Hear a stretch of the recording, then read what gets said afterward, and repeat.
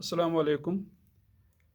आज चौथा लेक्चर है करंट इलेक्ट्रिसिटी यूनिट का।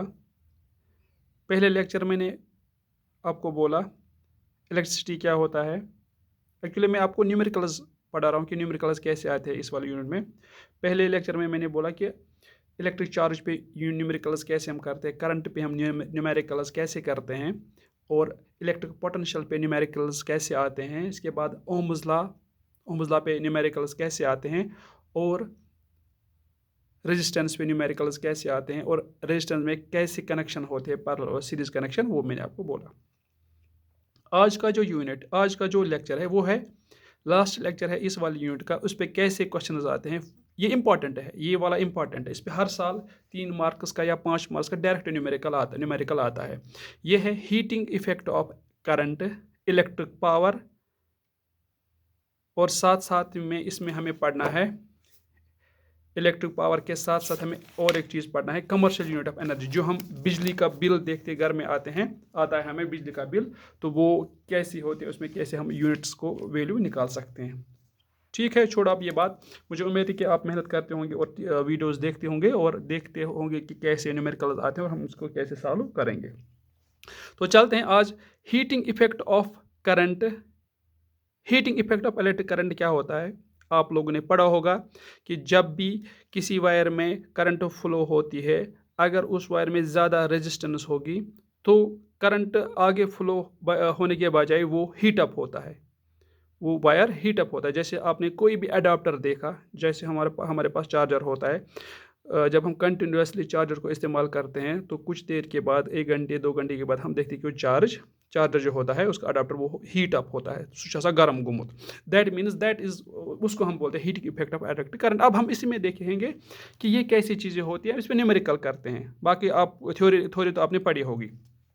हीटिंग इफेक्ट ऑफ करंट 3 किस्म की होती है। एक होती है केमिकल इफेक्ट ऑफ करंट, जो आपने क्लास 8th में पढ़ा होगा, anode, cathode, solution etcetera. Magnetic effect of current, इसके बाद वाला यूनिट, करंट के बाद वाला यूनिट है मैग्नेटिक इफेक्ट ऑफ करंट। वहाँ पे हम पढ़ेंगे कि कैसे इलेक्ट्रिसिटी प्रोड्यूस करती है मैग्नेट। इलेक्ट्रिसिटी जब किसी वायर में चलती है तो वहाँ पे मैग्नेटिक फील्ड कैसे जनरेट होता है, वो इसके बाद वाला यूनिट है, उसमें आप पढ़ोगे हीटिंग इफेक्ट ऑफ करंट। अब हमें इस वाले जो भी मैं पढ़ा रहा हूँ हीटिंग इफेक्ट ऑफ करंट, कि जब भी वायर में करंट पास होती है वो कैसे हीट प्रोड्यूस करती है। हीटिंग इफेक्ट ऑफ की एप्लीकेशन है कुछ, जैसे इलेक्ट्रिक बल्ब है। इलेक्ट्रिक बल्ब जब हीट अप होता है वो ग्लो हो जाता है। इलेक्ट्रिक फ्यूज़ है, करंट पास होती है, फ्यूज़ मेल्ट होता है। और हीटिंग एलिमेंट जो कॉयल हमारे पास होती है वो कैसे हमें हीट देती है, ये इसकी एप्लीकेशन और एडवांटेज भी है, वो आप लोगों ने पढ़ा होगा। ठीक है, मुझे बस आपको समझाना है कि कैसे न्यूमेरिकल्स आते हैं। हीटिंग इफेक्ट ऑफ करंट को पढ़ने हीटिंग इफेक्ट ऑफ करंट को पढ़ने के लिए हमें जूल्स लॉ का पता होना ज़रूरी है। Joules law of heat, joules law of heating. Formula मैं आपको बोलूं कि जूल्स ऑफ हीटिंग में कौन सी फार्मूला इस्तेमाल करते हैं, डेरिवेशन आपने की होगी, फिर भी मैं आपको सिंपल डेरिवेशन दिखाऊंगा कि जूल्स लॉ क्या होता है। जूल्स लॉ बोल रहा है हमें कि heat produced in a conductor is directly proportional to the square of current, resistance and time period. That means जो हीट प्रोड्यूस होती है सर्किट में जहाँ से करंट पास होती है वो होती है बराबर H²R। ये फार्मूला है। बस इस फार्मूला पे आपको क्वेश्चन आते हैं। फार्मूला आपने डिराइव की होगी, फिर भी मैं आपको सिंपल डेरिवेशन दिखाऊंगा, प्रूफ दिखाऊंगा कैसे हम डिराइव करते हैं। प्रूफ और derivation of joules law of heating. ठीक है ना, आपने पढ़ा होगा ऑलरेडी, या हमने पढ़ा, मैंने आपको बोला भाई इस वाले पहले वाले लेक्चर में, जो पोटेंशियल होती है बिटवीन द 2 पॉइंट्स वो होती है बराबर work upon charge. That means जो वर्क डन है वो is called V into Q. Equation first, ये प्रूफ है जूल्स लॉ का। आई जो करंट होता है वो होता है बराबर charge upon time. Current is equal to charge upon time. ठीक है ना, यहाँ पे हम वैल्यू ऑफ क्यू निकाले, q is equal to I into t. इस क्यू का वैल्यू इसमें डालेंगे हम, W is equal to V into I into t. ये वर्क डन है, W is equal to V into I into t. But हमें पता है V is equal to I R, Ohm's law, तो ये वाला भी यहाँ पे डालेंगे। Work is equal to V के बदले I into R into I into t, यही हमें वैल्यू निकला work W is equal I square into R into t. Work ही होता है हीट, वर्क ही होता है हीट, तभी हम इसको बोलते हैं वर्क हो या हम इसको हीट से रिप्रेजेंट करते हैं। ये एक्चुअली वर्क डन ही है ना, करंट फ्लो होती है, प्रोड्यूस होती है, कुछ चीज़ें प्रोड्यूस होती है, वो क्या है, वर्क डन ही है। करंट फ्लो से कुछ चीज़ें प्रोड्यूस होती है, करंट फ्लो से एनर्जी कंज्यूम होती है, वो वर्क डन ही होता है। That mean W is equal या H is equal I square R T, ये है जूल्स लॉ ऑफ हीटिंग। अब इस पे बेसिक कैसे क्वेश्चन आते हैं हम देखते हैं। फार्मूला ये है, क्वेश्चंस कैसे आते हैं, हर साल क्वेश्चन आते हैं। और सबसे इंपॉर्टेंट बात मैं आपको बोलूँ कि ये लास्ट ईयर क्वेश्चन आया था JK बोस में। पहले हम यही सॉल्व करें, इसके बाद हम ऊपर वाला सॉल्व करेंगे, ठीक है ना। देखो कैसा क्वेश्चन है, 100 जूल। ये आप देख लेना कि क्वेश्चन क्या बोल रहा है, क्वेश्चन में क्या गिवन है, इसके बाद आप सॉल्व कर सकते हो। 100 joule of heat is produced each second. और इंग्लिश अच्छे से पढ़ना, इंग्लिश क्या बोल रहा है। 100 joule of heat is produced each second in a 4 ohm resistor, find the potential difference across the resistor. दिया क्या है, आप देखो यहाँ पे दिया क्या है। हीट प्रोड्यूस होती है 100 जूल, टाइम पीरियड है 1 सेकंड, रेजिस्टेंस है 4 ओम, ठीक है। निकालना है हमें potential. We know H is equal to I square R T. H के बदले 100, आई स्क्वायर तो नहीं दिया है, R के बदले है 4 ओम और टाइम के बदले है 1 सेकंड। तो हमें यहाँ पे वैल्यू ऑफ आई स्क्वायर निकलेगा। आई स्क्वायर इज इक्वल टू, ये यहाँ पे 4 यहाँ पे आ जाएगा, 100 अपॉन 4। आई स्क्वायर, स्क्वायर को कैंसिल करने की हम यहाँ पे रूट लगाएंगे, यहाँ से भी रूट, यहाँ से भी root. That means I is equal to 100 divide by 4 का होल रूट। इसका मतलब क्या हुआ, आई इज इक्वल टू 100 का रूट है 10, 4 का रूट है 2, दैट मीन्स 10 अपॉन 2। इसका मतलब हुआ 10 स्क्वायर 2 स्क्वायर, ये स्क्वायर कैंसिल, ये रूट कैंसिल, तो वैल्यू आएगा I is equal 10 upon 2। That means 2 1 जार 2 5 जार। आई करंट निकला हमें 5 एम्पेयर, लेकिन निकालना क्या है हमें निकालना है वोल्टेज। जब करंट निकला 5 एम्पेयर, वोल्टेज निकला है, आर भी दिया हुआ है, तो हम फार्मूला इस्तेमाल करेंगे V is equal to I R, Ohm's law. V निकालना है, आई तो हमने निकाला, आर भी दिया हुआ है, तो that means voltage across this conductor through which heat is produced 100 joule of resistance 4 ohm at 1 second. तो उस टाइम वोल्टेज कितनी होगी, I is equal to 5 into R is equal to 4। That means voltage produced in this circuit is equal to 5 4 are 20 volts. इस तरह से question आते हैं।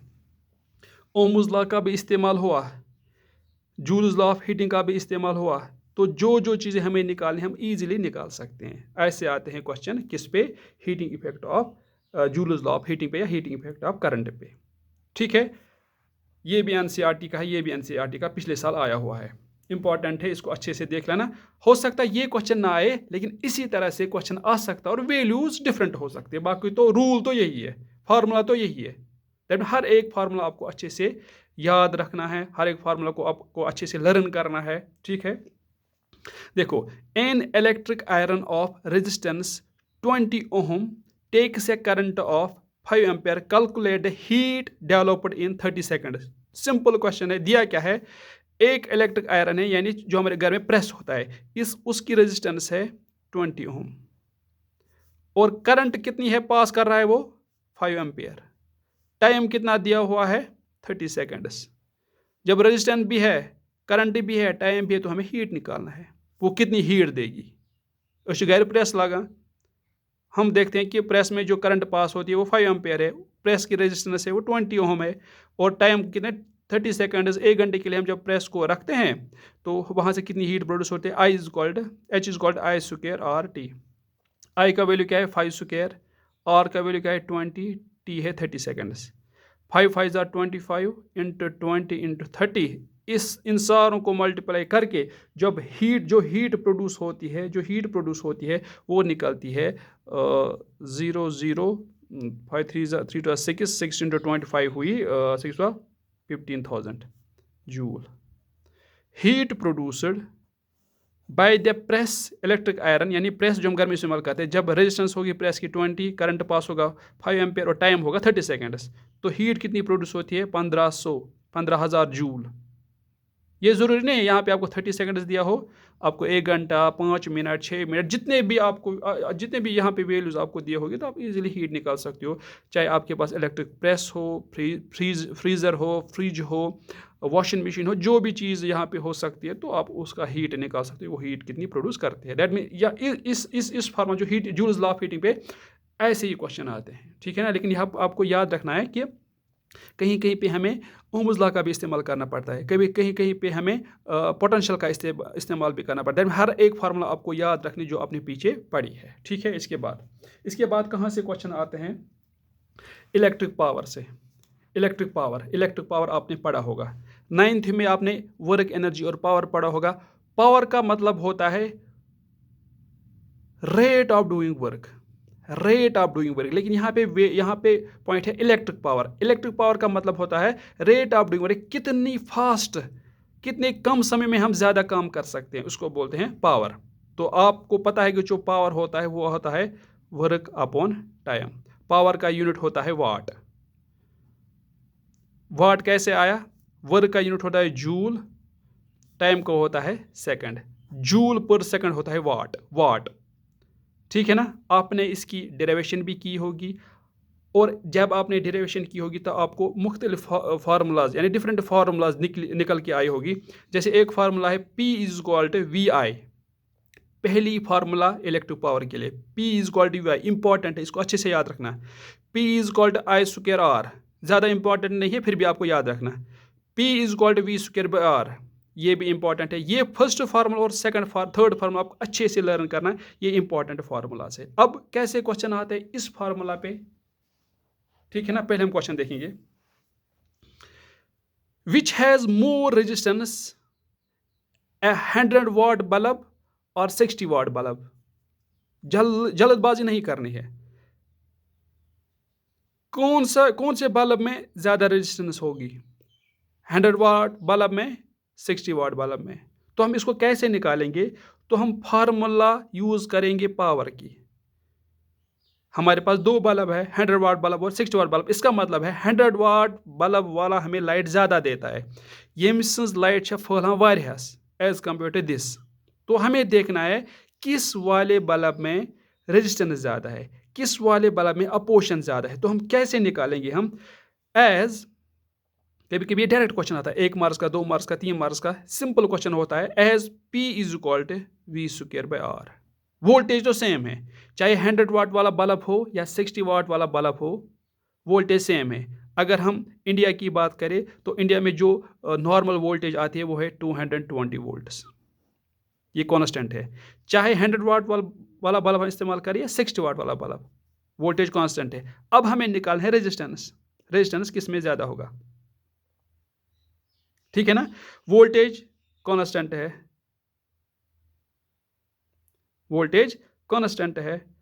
और रेजिस्टेंस अब देखना है। देखो हम कैसे करेंगे, हम कैसे इसको सॉल्व करेंगे, हम इसको कैसे सॉल्व करें। और एक चीज़ याद रखना, जिस बल्ब में रेजिस्टेंस ज़्यादा होगी उस बल्ब में पावर कम होता है, इनवर्स रिलेशन है। जिस बल्ब में रेजिस्टेंस कम होगी उस बल्ब में पावर ज़्यादा होगा, ठीक है ना। अब आप यहाँ पे देखो 100 वाट वाला बल्ब, दैट मीन्स ये हमें ज़्यादा पावर देता है, इसका मतलब है इसमें रेजिस्टेंस कम है। 60 वाट वाला बल्ब, इसमें रेजिस्टेंस ज़्यादा है, वोल्टेज सेम है, तो ये पावर कम देगा। तो सिंपल सी बात है, जो पावर, देखो यहाँ पे पावर का वैल्यू है 100 वाट, यहाँ पे पावर का वैल्यू है 60 वाट। दैट मीन यहाँ का पावर जो ये वाला बल्ब है, ये हमें ज़्यादा पावर देता है। ये इसकी जो लाइट है वो दूर दूर फैलती है, इसकी लाइट तो कम होती है और कम एरिया पे फैलती है। दैट मीन्स जिस बल्ब का पावर का वैल्यू कम होगा, दैट मीन उसकी रेजिस्टेंस ज़्यादा होगी। जिस बल्ब का पावर का वैल्यू ज़्यादा होगा इसकी रेजिस्टेंस कम होगी। तो सिंपली हम यहाँ पे कह सकते हैं इस वाले फार्मूला को इस्तेमाल करके, the bulb having much power या मोर पावर, यानी 100 वाट बल्ब है यहाँ पे, इसका पावर ज़्यादा है, देखिए इसकी रेजिस्टेंस कम है। Bulb having less value of power, that mean 60 watt bulb, इसकी रेजिस्टेंस ज़्यादा है और पावर कम है। दैट मीन्स 100 वाट वाला जो बल्ब है उसका पावर ज़्यादा है और उसकी रेजिस्टेंस कम है, और 60 वाट वाला बल्ब है इसकी रेजिस्टेंस ज़्यादा है, एंड पावर कम है। दैट मीन्स जहाँ पे आप लिख सकते हो 60 वाट वाला bulb having more resistance than 100 watt वाला बल्ब। ठीक है ना, इस तरह से आप उसको सॉल्व कर सकते हो पावर के इस वाले इक्वेशन से। ठीक है ना, इंपॉर्टेंट इक्वेशन है ये। इसके बाद और एक क्वेश्चन है इसी पे बेस्ड, पावर पे based. A 60 watt and a 40 watt bulb is connected in parallel across a battery of 220 volt जो constant होती है। Find the amount of current flowing in the circuit। या आपको सर्किट दिया होगा या आप सर्किट खुद बना सकते हो, ताकि जो आप क्वेश्चन पढ़ोगे इजी हो जाएगा आपके लिए।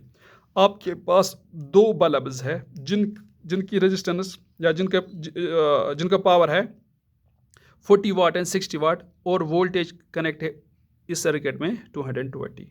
हमें बोलना है कि टोटल करंट कितना फ्लो होता है इस वाले सर्किट में। इंपॉर्टेंट क्वेश्चन है, तो हम देखेंगे कि टोटल करंट कैसे फ्लो होता है और कितना फ्लो होता है। देखो मैंने आपको बोला परसों ही या कल ही मैंने आपको बोला कि जब भी रेजिस्टेंसेस कनेक्ट होंगे पैरेलल में, और जब भी पावर्स कनेक्ट होंगे पैरेलल में, तो वोल्टेज का डिवीजन नहीं होता है, करंट का डिवीजन होता है। इसका मतलब क्या हुआ, करंट यहाँ तक तो सेम है लेकिन यहाँ पे डिस्ट्रीब्यूट होती है, यहाँ पे I1 यहाँ पे I2, लेकिन वोल्टेज सेम है, इस साइड से भी इस साइड से भी वोल्टेज दोनों के लिए सेम है, लेकिन करंट का डिवीजन होता है। अब इसको कैसे सॉल्व करेंगे हम, पहले हम इस वाले बल्ब के लिए सॉल्व करेंगे।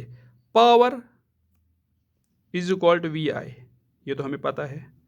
For 40 watt bulb we know power तो है 40 वाट बल्ब के लिए 40 is equal to V into I1। 40 V कितना है 220 इंटू I1। I1 का वैल्यू है 40/20। इस करंट वाले यूनिट में आप ज़्यादा काटिए मत, ठीक है ना, ये हम बाद में कैंसिल भी कर सकते हैं, तो ऐसे रखो, लास्ट में भी कैंसिल हो सकता है। ठीक है ना, ये I1 निकला जब करंट पास होती है दिस वाले बल्ब पे, वोल्टेज है करंट निकालना है, वो निकली I1 इज इक्वल टू 40/220। अब इस वाले बल्ब से हम कितना करंट देखते हैं फ्लो होता है। वी नो पावर कितना इस वाले बल्ब से 60, फार्मूला सेम है, V कितना है 220 I2, तो I2 का वैल्यू निकला current pass through this 60 watt bulb is equal to 60/220। We know जब यहाँ से करंट पास हुई, यहाँ से भी ये सेम करंट पास होती है ना, यहाँ से हुई I, यहाँ से हुई I1 plus I2। That means net current जो पास होती है इस वाले सर्किट से वो है I net is equal to I1 plus I2। I1 कितना है 40/220 plus 60/220। That means I net pass through this circuit is equal to 220 LCM आ जाएगा, 40 इंटू 100 वो 100 हो जाएगा। I net is equal to 100/220, ये और ये कैंसिल हो जाएगा, तो हमें वैल्यू जो हमें निकला आफ्टर कैंसिलेशन, वो हमें वैल्यू निकला I net is equal to 0.44 amperes. That means जब हमारे पास दो बल्ब्स होंगे कनेक्ट पैरेलल में, वोल्टेज है 220, उस टाइम करंट पास होता है थ्रू दिस सर्किट 0.44 एम्पियर। अब कभी आपको ऐसा दिया होगा कि दो बल्ब्स आपको सीरीज में कनेक्ट होंगे, क्वेश्चन यही है सीरीज में, फिर वहां से ऐड हो जाएगा, क्योंकि सीरीज में वोल्टेज का डिवीजन होता है, करंट का डिवीजन नहीं होता है। वो चीज़ें आपको याद रखनी है, वो मैंने आपको पहले ही बोला कि जब आप resistance connect series resistance connect parallel, तो हम वो कैसे सॉल्व करते हैं वो आपने अच्छे से पढ़ा होगा। ठीक है ना, मुझे लग रहा है कि आज के लिए इतना काफ़ी है, क्योंकि ये फिर ज़्यादा बड़ा हो जाएगा, फिर मैं कोशिश करूँगा लास्ट तक पढ़ाने की। दो चीज़ें हमने देखी, हीटिंग इफेक्ट ऑफ करंट पे कैसे क्वेश्चन आते हैं, जूल्स लॉ, और पावर पे कैसे क्वेश्चन आते हैं, तो फार्मूला आपने देखी कि कैसे हम फार्मूला को याद रखें और कैसे क्वेश्चन आते हैं। अब है commercial unit of energy, kilowatt hour. Commercial unit of energy होता है किलोवाट आवर। ये सारी चीज़ें एक्चुअली आप जो इसकी ब्रॉड टर्म्स है वो हम 11th में पढ़ते हैं, 12th में पढ़ते हैं, यहाँ पे हम बस सिंपल कंसेप्ट देते हैं। कमर्शियल यूनिट ऑफ एनर्जी होता है किलोवाट आवर। इसका मतलब क्या होता है, हमने ऑलरेडी पढ़ा, power is equal to work upon time. हाँ, हम ऐसे भी लिख सकते हैं, power is equal to work तो एनर्जी होता है ना, एनर्जी अपॉन टाइम, ठीक है ना। एनर्जी होता है पावर इनटू टाइम। पावर का यूनिट क्या है, वाट। टाइम का यूनिट क्या है, सेकंड। एनर्जी का यूनिट होता है वाट सेकंड, ठीक है ना। उसी को हम बोलते हैं जूल। लेकिन बिगर यूनिट ऑफ एनर्जी क्या होता है, किलो वाट आवर। इसका मतलब क्या हुआ, पावर का बिगर यूनिट होता है किलोवाट, टाइम का बिगर यूनिट होता है आवर। दैट मीन्स जो एनर्जी का बिगर यूनिट होता है वो है किलोवाट आवर, ठीक है ना। ऑलरेडी आपने पढ़ा होगा।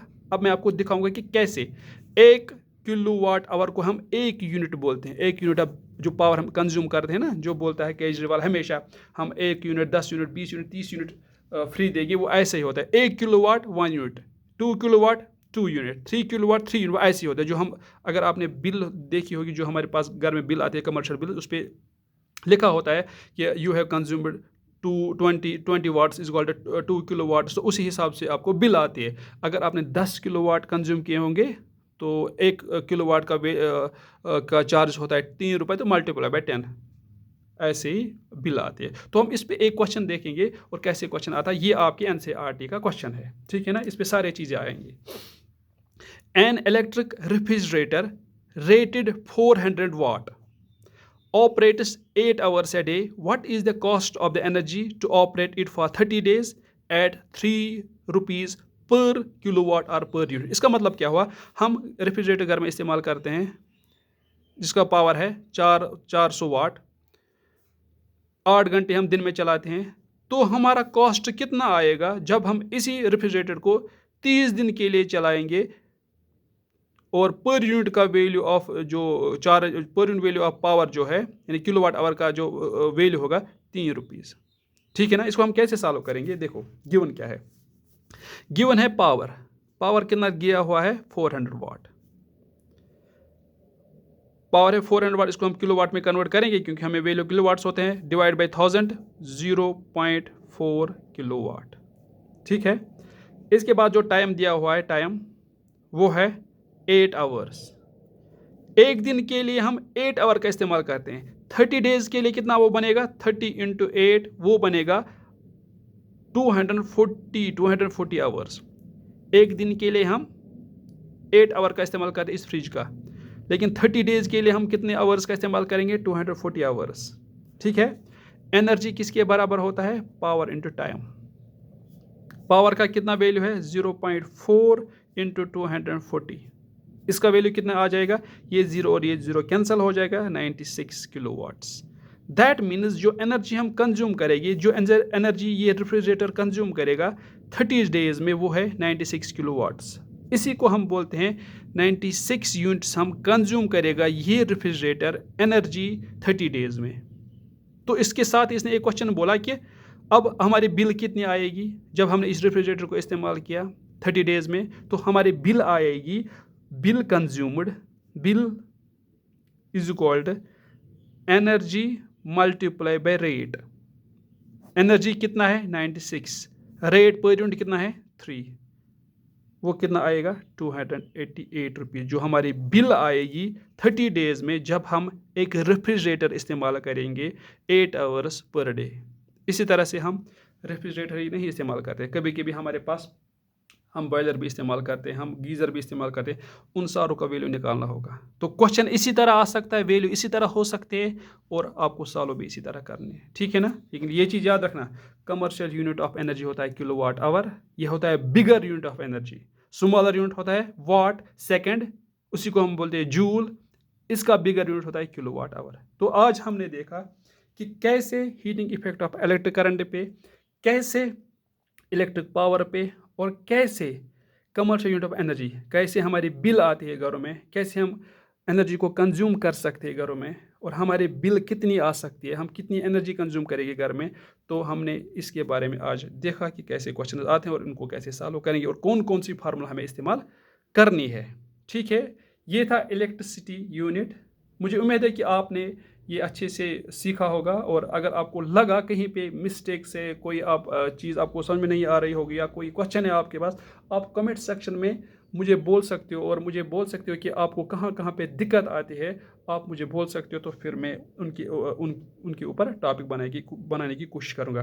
अब मैं कल और एक टॉपिक लाऊंगा, वो है लाइट का ही, कि हम कैसे इमेजेस बनाते हैं, कैसे इमेजेस फॉर्म होती है कनकेव मिरर पे और कन्वेक्स मिरर पे। वो इंपॉर्टेंट टॉपिक है, वो मैंने आपको नहीं बोला, क्योंकि कभी कभी हम क्वेश्चन डायरेक्ट सॉल्व कर सकते हैं।